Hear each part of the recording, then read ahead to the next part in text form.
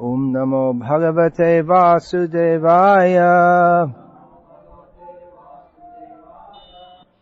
Shri Vishnu Sahasranama, name 276. Ojas, tejo, dyuti, dharah. One who possesses, or dharah, he has, or holds. So we have Shri Dharah, one who holds Shri. One who possesses Oja, Teja and Dyuti. Now possibly this name could be broken up, and he could be said to be exactly himself Oja and Teja. So this could be broken up into three names. So Oja, which becomes in the name Ojas, that means bodily strength and vigor. And Teja is something similar. There are many synonyms given for Teja in the dictionary. One is the sharp edge of a blade.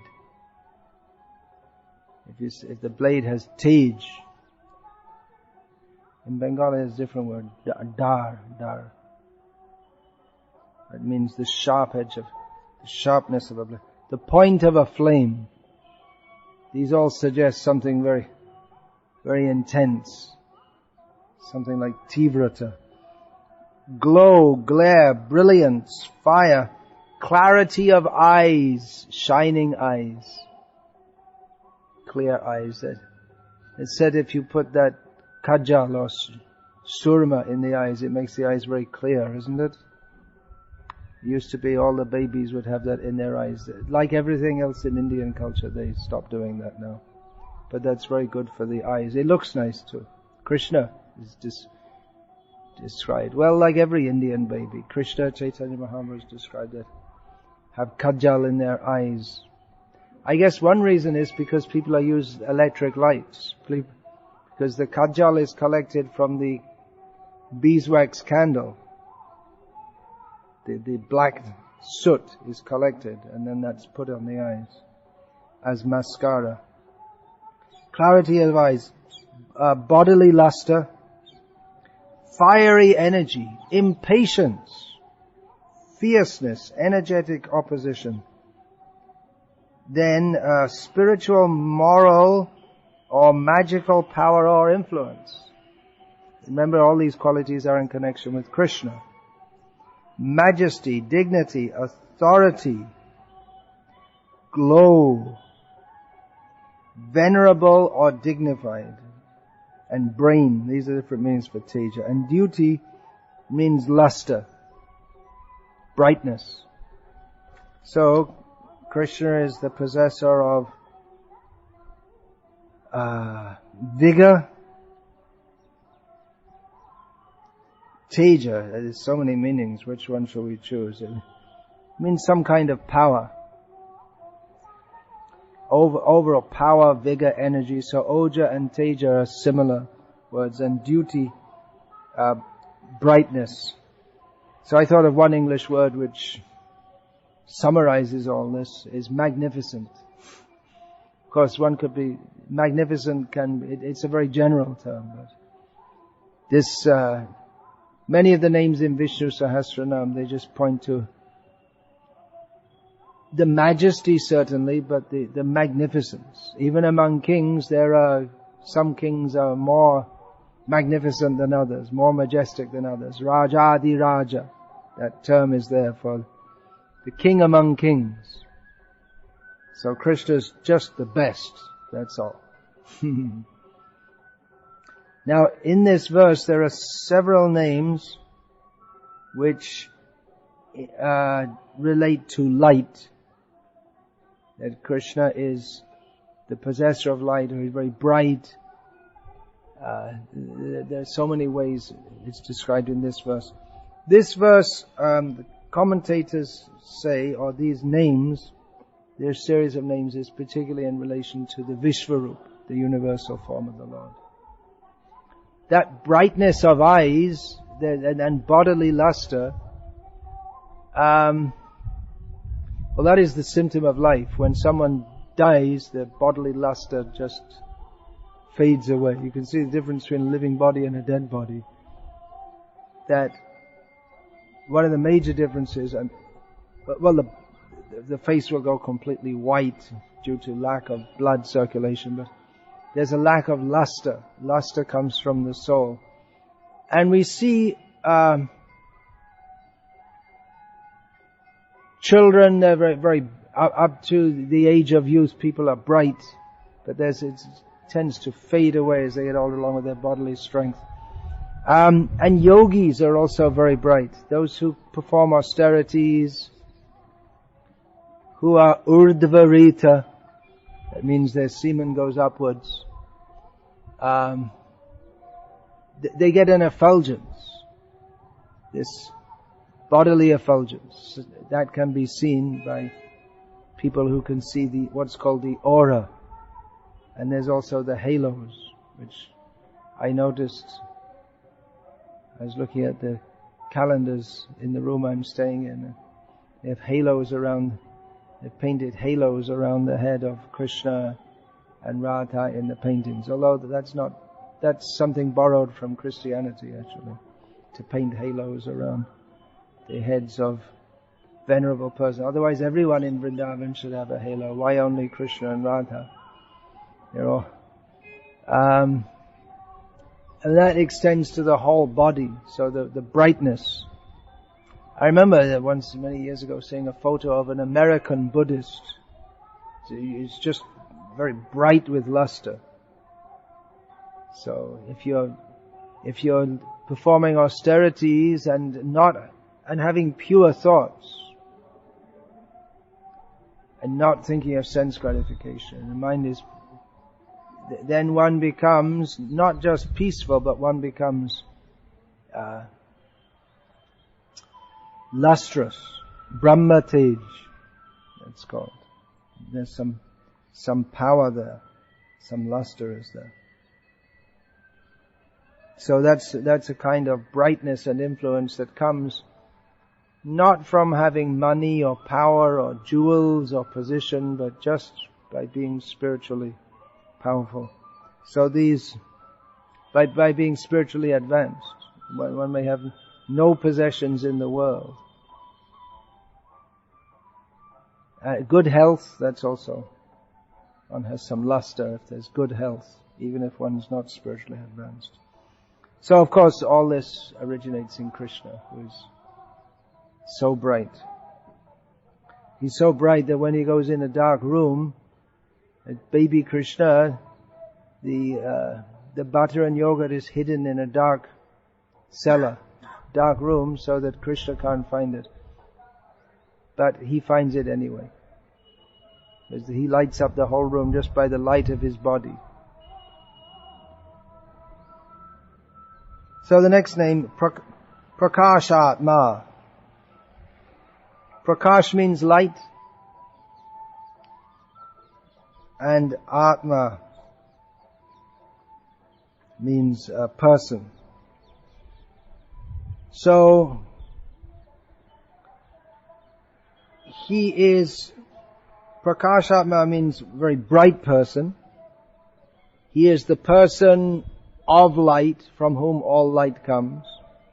And Prakasatma also means that he is seen. He's not unseen. He's seen. Of course, people are like owls, they don't see him. But otherwise, it's the most obvious fact of all is Krishna. People say, show me God. This proposition was brought to Srila Prabhupada. He said, you come to me, I'll give you a cataract operation. Normally the most normal, natural thing is that we see Krishna. But we don't see Krishna. Why don't we see Krishna? Because we have, figuratively speaking, we have cataracts on our eyes. We don't see. Pashan apina pashati. We always see Krishna. Where is Krishna not existent? Krishna is everywhere. We cannot escape Krishna. We run to this material world to get away from Krishna, but we can't get away from Krishna. Krishna is everywhere. He's in everything, outside of everything. But foolish people can't see him. He's yogamaya samavrita. He's covered by his yogamaya potency. Nahang prakasha sarvasya. I'm not, although he is prakasatma, he's visible, the potential to see, not only the potential, but to see him is there in everyone, but it is like, it's the most natural thing, the most intrinsic fact of our existence, that we are connected with Krishna. But we don't see Krishna, we don't hear Krishna, we don't experience Krishna. Even though he is, he's well known to all. Yasha, there's one of the 6 qualities of the Supreme Personality of Godhead. He has in full all fame. But people who are unfortunate, they don't see Krishna.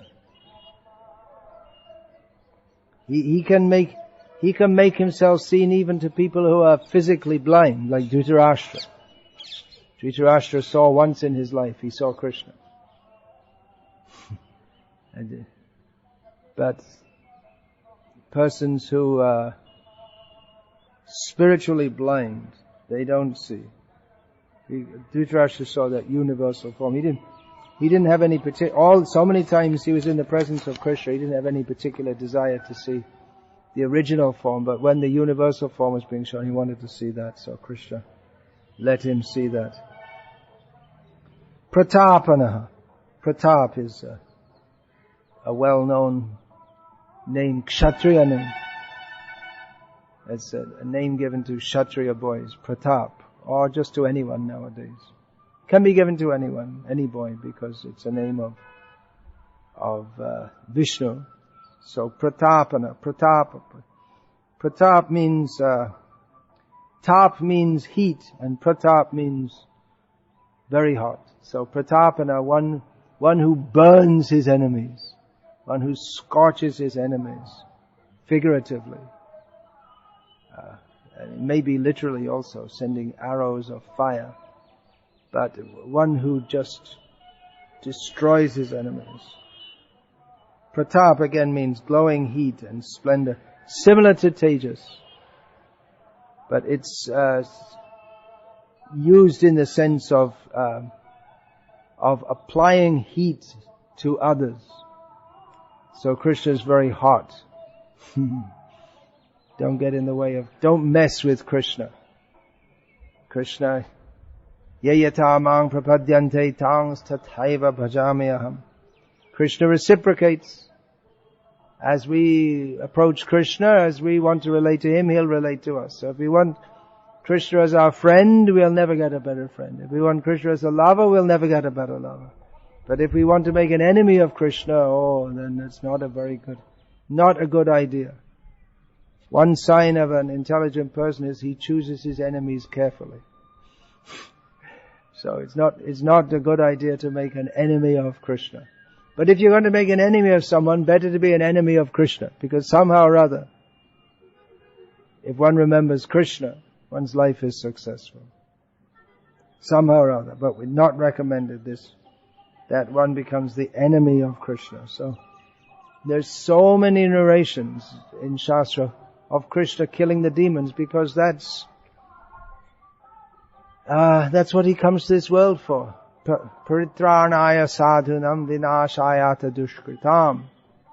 Krishna comes to this world to deliver the sadhus and to destroy the demons. So he delivers the sadhus largely by destroying the demons. So We find many narrations in Shastra of Krishna, how he deals with the demons by scorching them. The big demons, they get a mention in the Shastra, and the smaller demons, they're just like with Nrsimhadev. Nrsimhadev, he killed Hiranyakashipu. There's a long narration about Hiranyakashipu and how Nrsimha killed him. And then it's just said that after Hiranyakashipu was killed, there were so many thousands of soldiers in his retinue who they attacked Nrsimha, and they also got killed. So, scorching gives the idea of just annihilating many. So that's what Krishna does.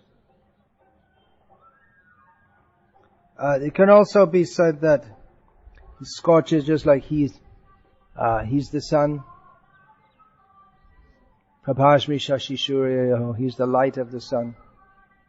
Yadaditya Gato Teja. He is the Teja, the light of the sun. So he scorches also as the sun. Not in this season, but definitely here in this area of Andhra Pradesh, most of India, for 4 months a year. You get the sun is scorching. So when you're scorched in the sun, you can remember Krishna. This is Krishna. That power of Krishna. So Riddhah. This is the name of Krishna. More famous is Riddhi. You all know who Riddhi is? Riddhi.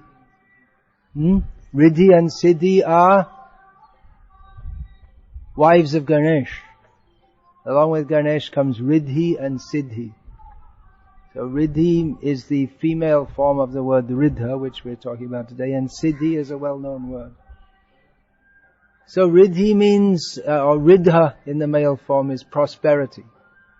So now you know why Ganesh is popular. People are after his wives, especially Riddhi. They want prosperity. But that ultimately comes from Krishna, who is all prosperous, most prosperous. We see in this area there are many prosperous people, many well-to-do people. They should know that that is gift from Krishna.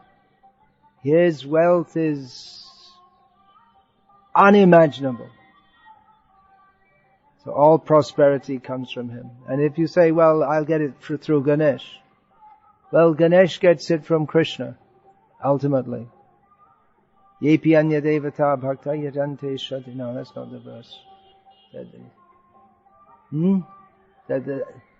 That whatever the demigods give, it's actually given by me. Yepi anya devata bhakta yajante shraddha. And then what is that verse? It's actually given. Mayaiva vihitan hitan. It's actually given by Krishna. So we don't have to go to demigods. Krishna allows us to go directly to him. Directly means through the parampara system. There's no need to go to demigods. Krishna's kind enough and merciful enough that we don't have to go through his intermediaries. But people go to the intermediaries because they want to avoid Krishna. It's actually a perverse mentality that we want to avoid Krishna. You can get everything from Krishna. You don't have to go through to one demigod, another demigod, this demigod, that demigod. For one boon, go to one demigod, another. But just go to the warehouse. Instead of, go to Krishna. Krishna will give you everything. But then people are afraid because they think, well, Krishna takes away everything. Yes.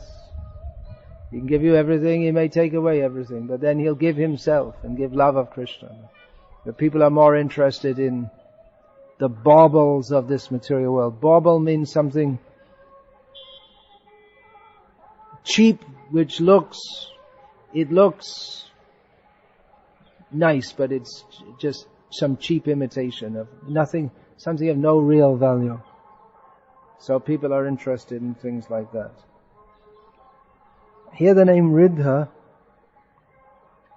is translated as he is full in all respects, because Riddhi, that comes from the root to prosper or increase. So one who is always full, he's completely full. Oh, one who's always prospering and increasing, then he's completely full. That's the idea. So Krishna, we can say, how does he prosper or increase when he's already completely full? But still, that's his nature, always increasing. Then the next name, 280, Spastaksarah. He speaks clearly. Speaking clearly, there's two meanings of speaking clearly. One is that elucidation, to make your words very clear, not mix them up, so that it cannot be heard clearly. So there's a difference between clear speaking and unclear speaking, mumbling. In Sanskrit, to pronounce it properly, it's a lot of work actually, because you have to move your mouth and your throat and your tongue all over the place, and there's this aspiration. That's called where you have duh, duh. Mostly people don't bother to say duh, but actually you're supposed to that duh. It's supposed to be pronounced. Then there's you have to put your tongue right to the back of your throat, and it's quite some work actually, mouth work, to pronounce Sanskrit clearly. It's like a pranayam. Just by chanting mantras, it automatically get the effect of pranayam. And you can feel that actually. If one chants loudly and clearly and correctly the Sanskrit mantras, say one chatra Bhagavad, then you feel, I mean, apart from the sound, but even physically, you feel some increase of vigor. So that's one meaning of speaking clearly. Another meaning of speaking clearly is to elucidate one's ideas very clearly, and not to speak in a vague or roundabout way. So either way, Krishna speaks very clearly. The Vedas are supposed to be pronounced in ekdam, means absolutely particular way, with regard to meter and with regard to svara, it means the tone. And Krishna manifests himself through the Vedic recitation. If there is some mispronunciation, or even if the tone is incorrect, then it has a different meaning. There are some languages which are tonal. Tonal language has a minimum of 3 tones. Some have 5 tones, some have more. I learned for some time Thai language, Pasa Thai. I'm not sure if I'm saying it correctly because I forgot all the tones. Pasa means bhasha, comes from Sanskrit. So there are 5 tones in that language, and the word can have a different meaning depending on the tone.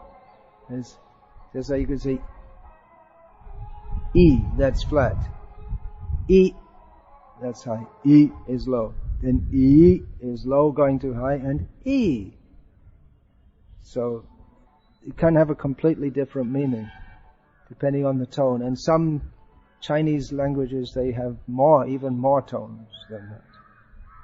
So it becomes very difficult. But you have to pronounce it clearly. That's the first thing. Then Krishna will manifest through the Vedic sounds. Ultimately, Krishna manifests himself in the heart of the devotee who chants with love, even if his pronunciation isn't correct. But one sign of love is that one tries to pronounce properly and correctly. Here it's Vishnu Sahasranama. So this is approaching Vishnu with love, but with awe and reverence also. The majestic Vishnu, the majestic He's God. Krishna, a lot of the time, you forget that He's God. That's the sweetness of Krishna Leela in Vrindavan, that He's God, but not acting as God. But Vishnu in Vaikuntha is very much God, the Supreme Person. And He is to be praised with very properly pronounced words.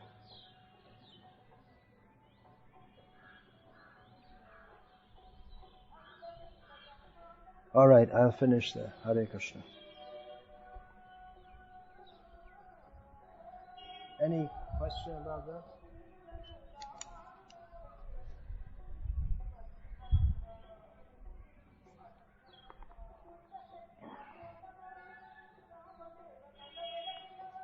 Everything's clear, is it?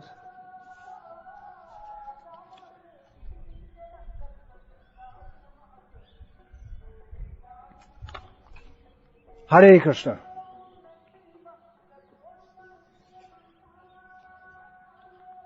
All right. Narayan just went running downstairs, I guess. Probably going to get some prasadam. General question. Yeah, okay, go ahead.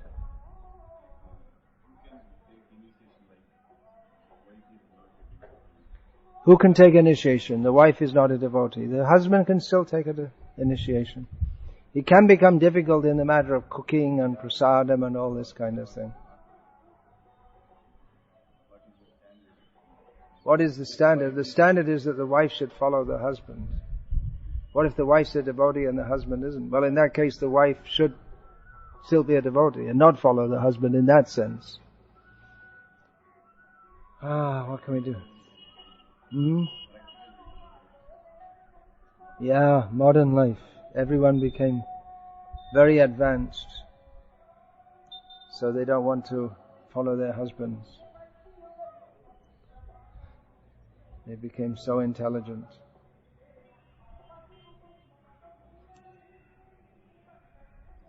This idea, they're saying women are as intelligent as men, but a sign of intelligence is that they act in such a way that their husband is pleased, but they just want to show, no, I'm as good as you, or I'm better than you, and then neither of them are pleased. So yeah, actually they should take prasadam only. It becomes difficult if the wife is worshipping Sai Baba.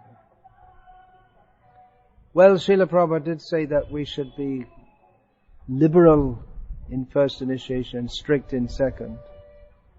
So if someone's very serious to practice Krishna consciousness,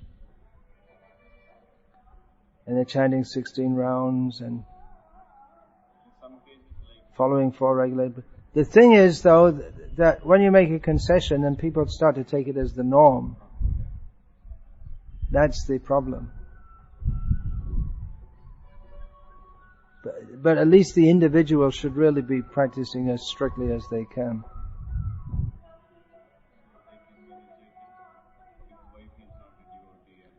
The wife worships all different demigods.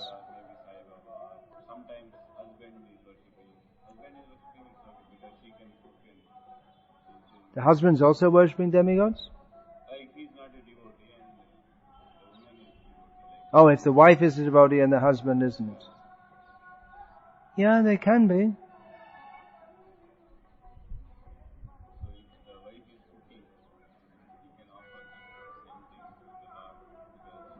You can offer it, yeah, somehow or other. Offer it.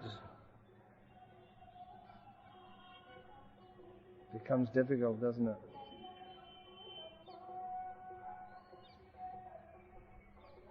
But that the wife is not a devotee shouldn't. That doesn't, from Krishna's perspective, that doesn't block the bhakti of the husband, does it? Offering. Yeah, Krishna takes food from the hands of devotees.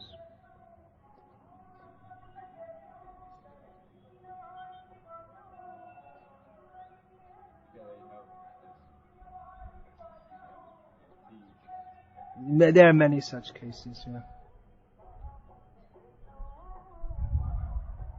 Well, we used to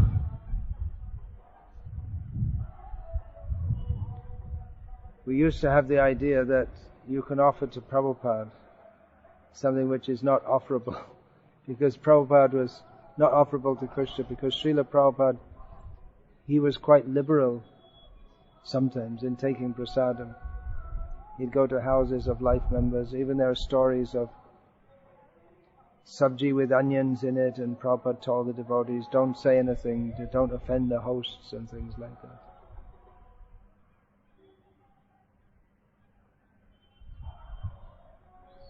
So he could maybe do that. But that doesn't make it an excuse to, whatever you want to eat, any nonsense, and then you offer it to Prabhupada.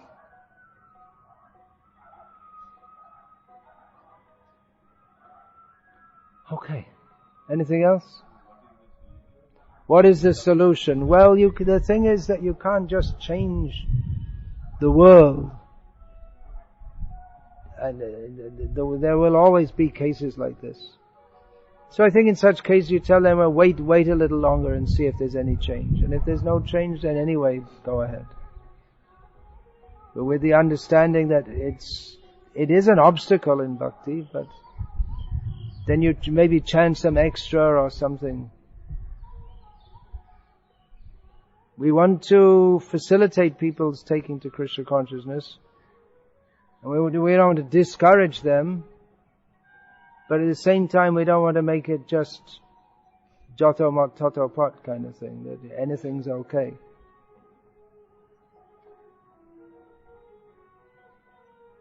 So it requires some strictness has to be there, and kindness or liberality has to be there also. Both.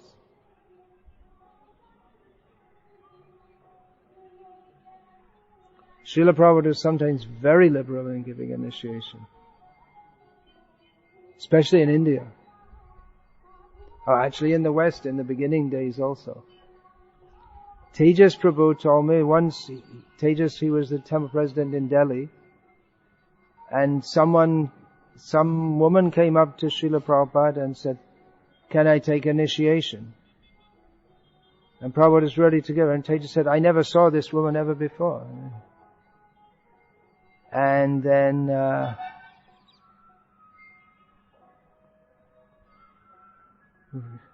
and Prabhupada said, give me your beads. He chanted on them and gave her a name on the spot. And Tejas never saw her ever again afterward either. So, Srila Prabhupada was sometimes very liberal. That's Prabhupada, yeah. We have to see how people are benefited in Krishna consciousness.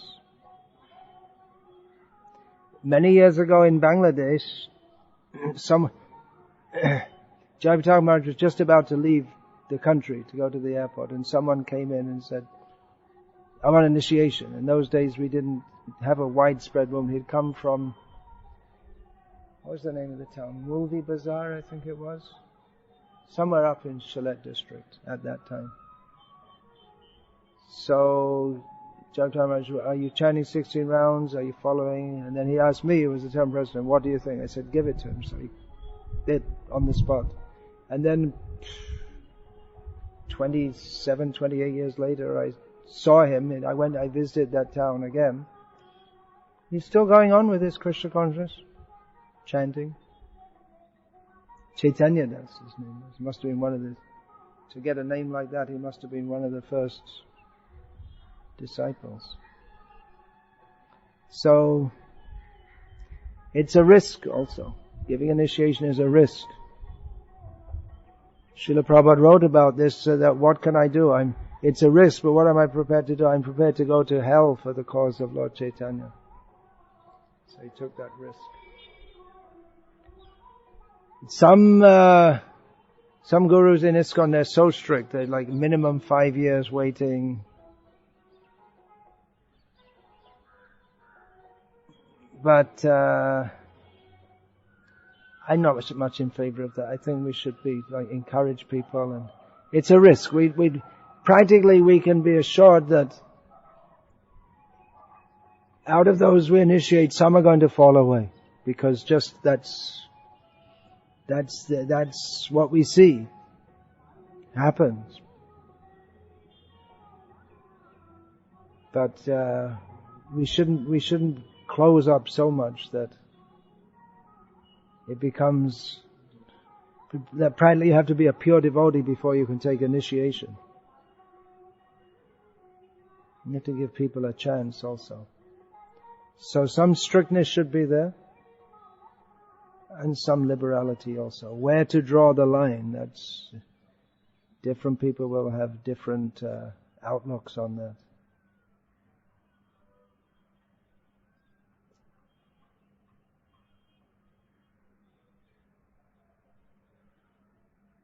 Srila Prabhupada's wife wasn't a strict devotee. She never took initiation from Bhaktisiddhanta Saraswati. She must have had she was from a Vaishnava family, so she must have had a Kula guru, as Srila Prabhupada had also. Srila Prabhupada once mentioned that he was initiated in his childhood, but that's all he ever mentioned about his family guru. It seems he never took the family guru very seriously.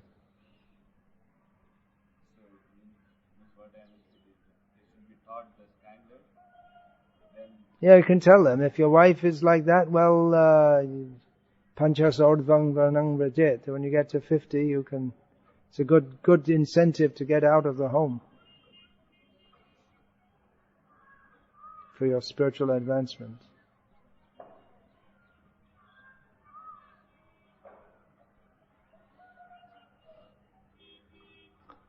Vanaprastha life means you can be with your wife or not with your wife. But anyway, when the children are older and they're all settled, as they say in Indian English, then there's no need to go on working. And if you're a devotee, then just finish all the job and this and that and do full-time service. Husband and wife can do together.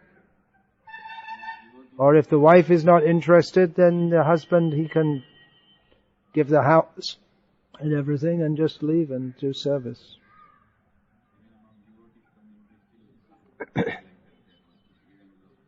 Most devotees are still working even though they don't need to. They're just addicted to that. But some are coming out also. Vishnu Swami is doing this Padayatra. Narayan Srinivas and his wife are living there at Nanda Gokul. And many like that. Radha. Savyasachi's for him and his wife, they left their home situation and are doing full-time. Well, they bought a flat next to the temple, but they're doing full-time service. Both of them. Recently in Dubai, it's not the first time, I met Jayadvaita Swami, he was there, and it's not the first time he'd said this to me, but he was on this point that there are so many older people who are still physically strong enough they should come out and do service and this and that. And he gave his whole, he spoke about that at length for 2 days and it didn't occur to me to tell him at the time that I'm all the time preaching to my disciples like this, and some of them are just doing that anyway. They're coming out and without being officially vanaprastha, they're just doing full-time service. Some are there. There should be more. Who else can you think of?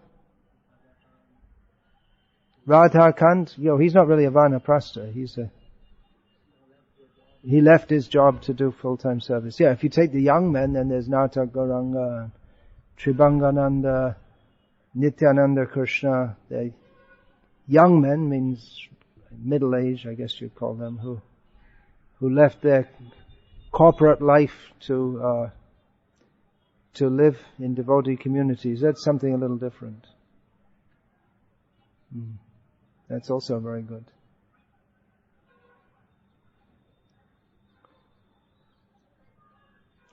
Now Nanda Kumar is supposed to leave his highly paying job. He's made all his plans to go to the farm, Karamandurai farm.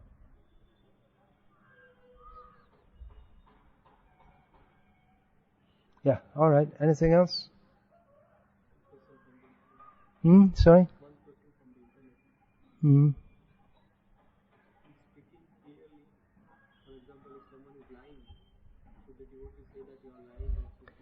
If someone is speaking clearly, if someone is lying, should a devotee say that you're lying?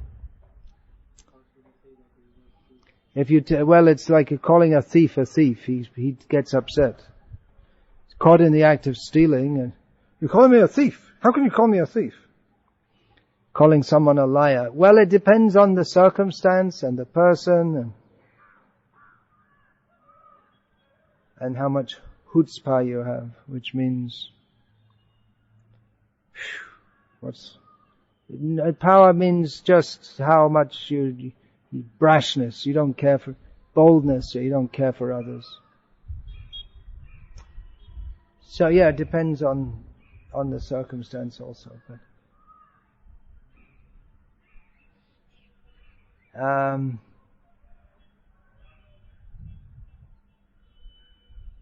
yeah, it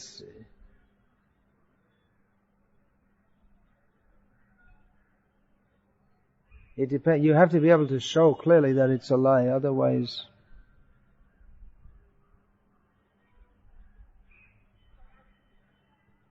it might not go down well. It depends on what you're trying to achieve.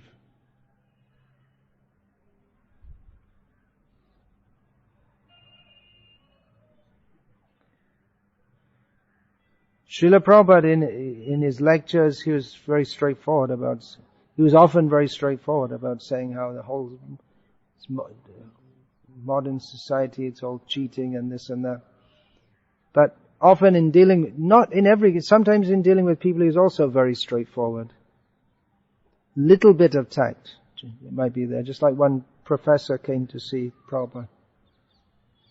And Prabhupada asked him, what do you teach? He said, Hinduism.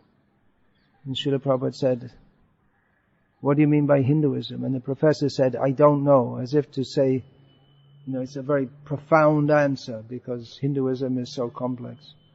And then Srila Prabhupada, he didn't directly say that the man is a cheater, but he turned to Swarup Damodar, his brahmachari at that time, and said, what do you call a person who teaches a subject that he doesn't know? And Swarup Damodar said, a cheater, Srila Prabhupada. So Prabhupada turned to him and said, you see, he's also a PhD, and he says you're a cheater. So Prabhupada didn't directly call him a cheater. Little bit of tact was there. There's another must have been about 1970, something like that, in Hamburg, in Germany. Shivananda Prabhu told us that Srila Prabhupada had a long conversation in Sanskrit with a Sanskrit professor. You know this one? And at the end of it, the Sanskrit professor said in English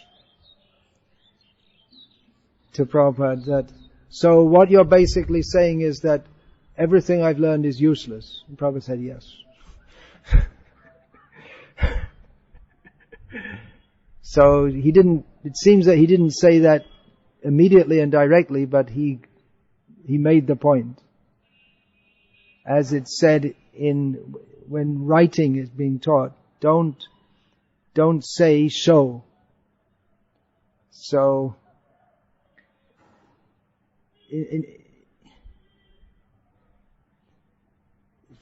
don't say show. So for instance, instead of saying the countryside was beautiful, you have to describe there was a huge vista of rice fields with small hillocks in the background with clouds floating. You have to tell, don't show. That's it. Tell, don't. What is it? No, I can't remember. But anyway, You have to describe, instead of saying it was beautiful and just, which is it's very vague, you have to be specific. So,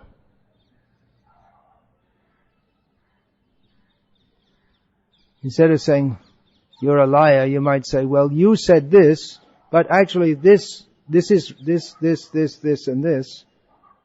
And then you show that the person's lying instead of just saying that you're lying. That's a possibility. It's all discussed in this, on speaking strongly in Srila Prabhupada's service, that book. Those examples, that cheetah one, I think I put in there. But the one about the Sanskrit professor, I didn't, because there's so many. If you want to put all of the examples, then there's just no end to it. No end.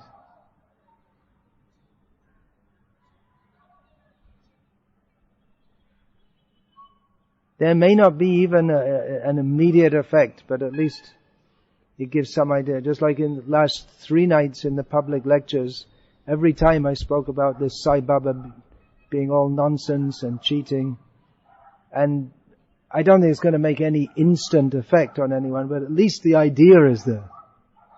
Because otherwise no one's saying anything. Actually the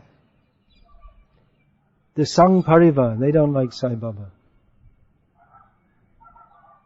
It means RSS and all this.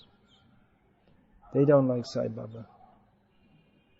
I don't know for what reasons they don't like him, but they don't like him. But in general, Sai Baba is very popular. So it's nonsense. And at least if you tell them it's nonsense, then at least they can start to think about it. But I think in the next generation, they won't care for Sai Baba at all. Next generation coming up of Hindus. They're more into the more sophisticated ones are into this Sri Sri, and he's a sophisticated cheater. And there's some other in Bangalore also. He's outside and he's in America most of the time. Can't remember his name. Disciple of Chinmayananda, Dharma or something like that.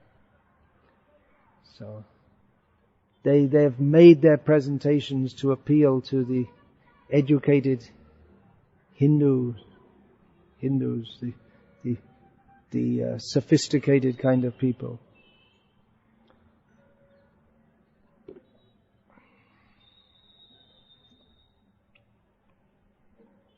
So Sai Baba will be forgotten.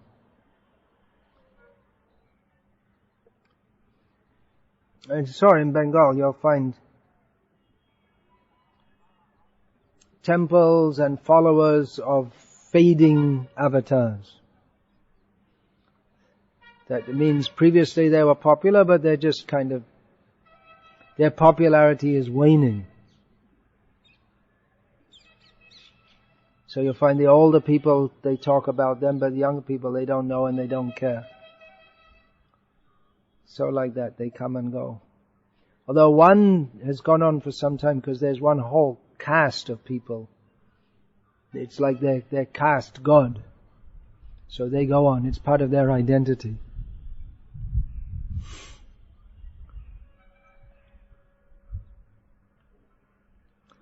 But that's always a very good line to tell people, look, there's not anywhere in Shastra, and millions of years ago people were worshipping Krishna, millions of years time, even in hundreds of years time, they won't even remember all these people, but they'll still be worshipping Krishna.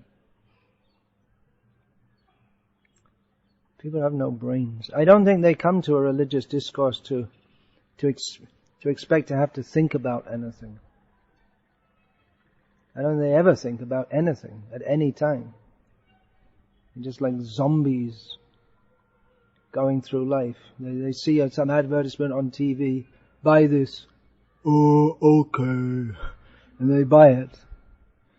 There's just no brains. Yeah, what were you going to say?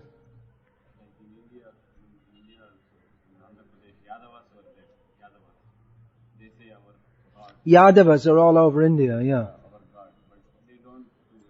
They're inclined to Krishna Bhakti, they don't do anything in Krishna Bhakti, but they need some guidance. Yeah, the Yadavas, they're everywhere, all over India. So they're naturally inclined to Krishna Bhakti because they feel it's our family tradition.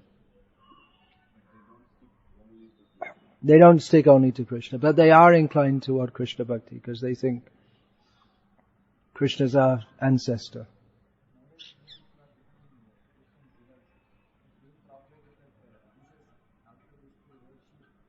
That Jesus used to look after sheep and Krishna looked after cows. They use this as a trick, huh? But Jesus didn't look after sheep. He was a carpenter.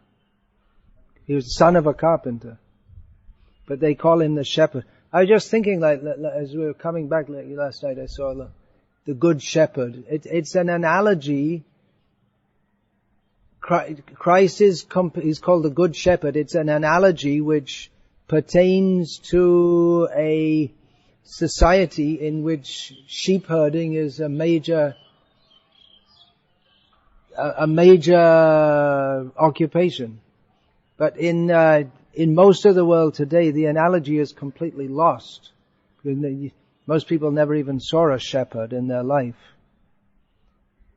And they're more, in India you get, but they're more goat herds. They're goat herders, and they have a few sheep along with their goats sometimes. But the whole analogy is completely lost.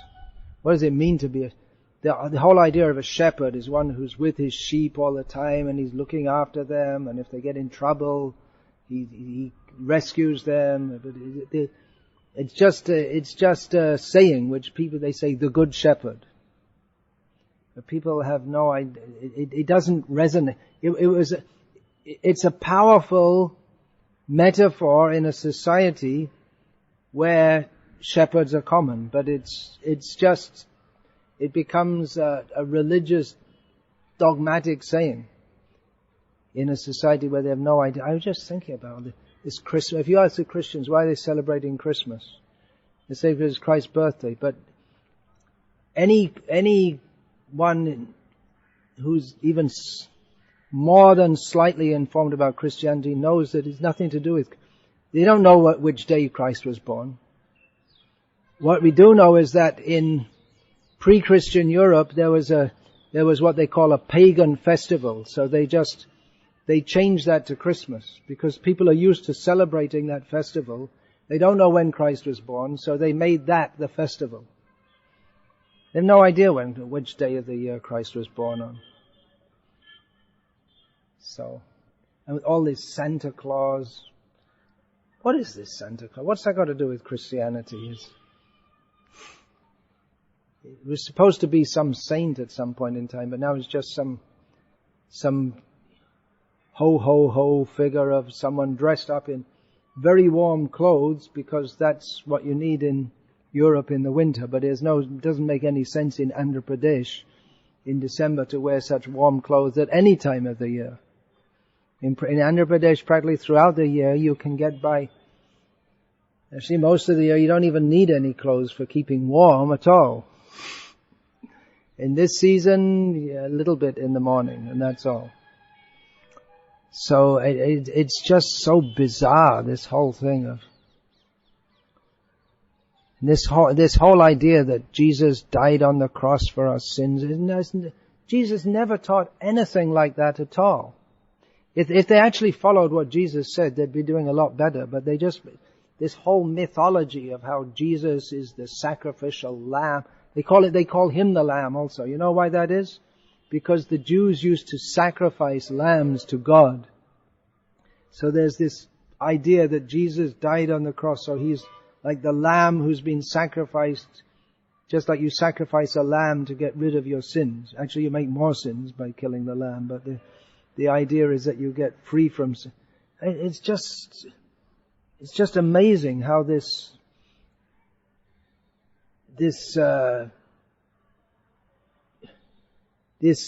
invented imaginary symbolism has formed Western culture for the last 2,000 years. And then it comes to this country, which is again a completely different culture. And you can understand why atheists, they don't have anything to do with it, because it's all so people. Then they have discussions about. They have theological discussions. What happens to babies if they're not baptized, and they die before they're baptized? And then they have this whole idea of limbo, which they made up. And then they decided, well, after 100 years or so, of 150 years of having limbo, they had another big conference, and then they decided there's no limbo. It's just bizarre. Just bizarre, the whole thing.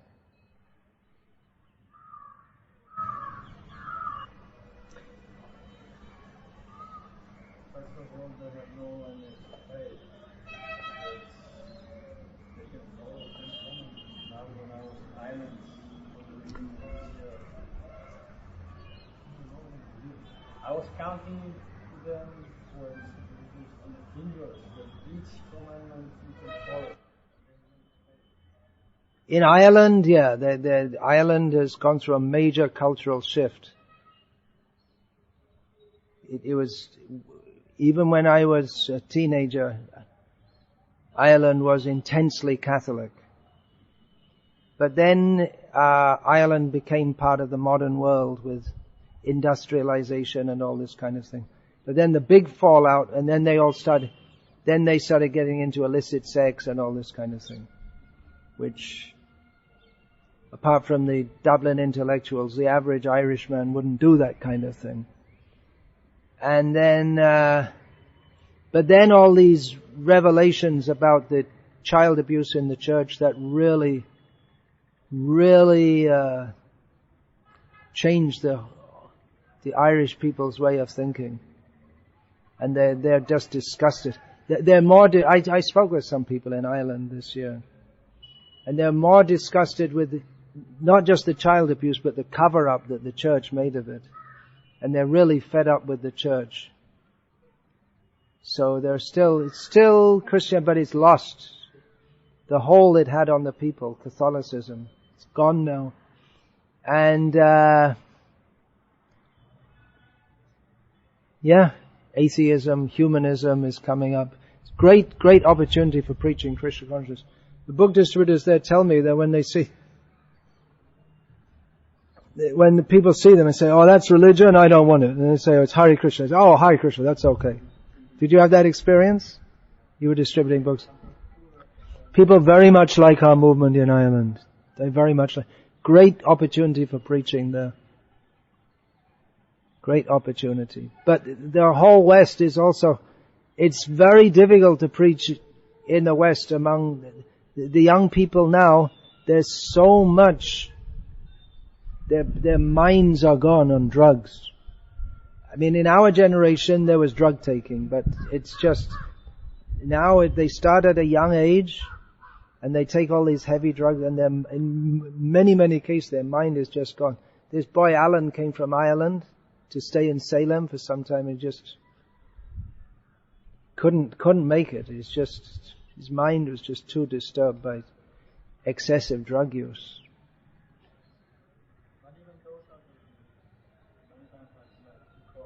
Well, drugged out people. They're taking books, yeah. It used to be in Ireland, I'm talking about the 1970s, that pretty much everyone would take a book, or they'd want to take a book, but in many cases they didn't take a book because they didn't have any money. They would have taken, but they didn't. They'd open their wallet and show they have no money. They're all willing, but they just, in many cases they didn't have money. Then they had an economic revolution which was all artificial, so it collapsed after some time.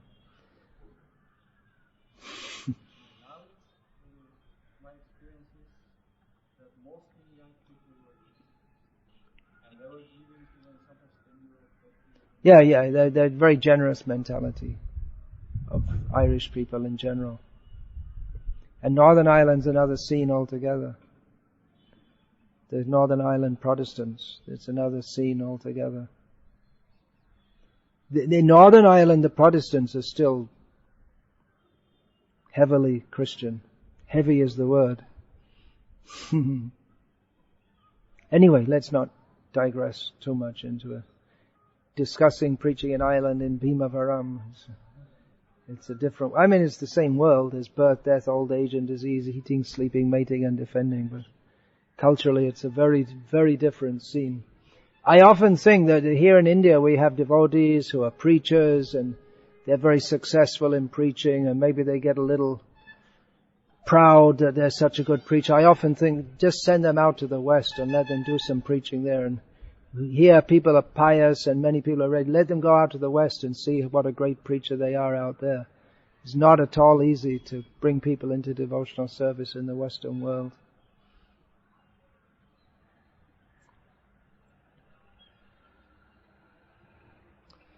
Hare Krishna. All glories to Srila Prabhupada. So we made up a full hour with the questions and discussion.